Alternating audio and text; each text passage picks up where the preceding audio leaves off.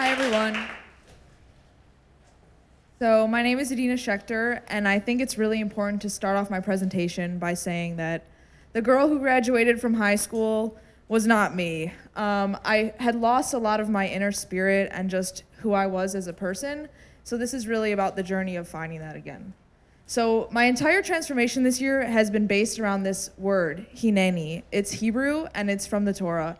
And every time it's used in the Torah, only 8 times, it's at a point where the character has to own up to themselves and decide that they're going to take control of their lives and grow up and just really embody themselves. So my first Hineni moment was on the island of Nusa Penida. We went to a sacred water temple. It was very remote and peaceful, and I could just feel the energy of the space wash through my entire body, and with it, this word just popped into my head out of nowhere. I learned it in Hebrew school once and forgot about it, and here I was, Hineni, here I am.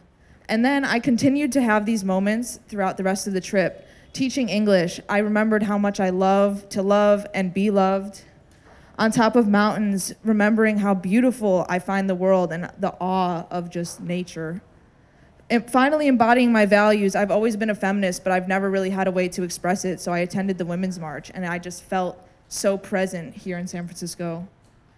And I just love to share stories with women. That's something that just empowers me, and I found here, and I'm so thankful for.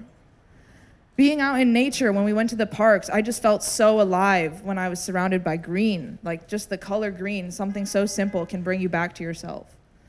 And finally, through all of these things that put me back together again, I finally was able to realize that when I grow up, I want to be a writer if I ever grow up.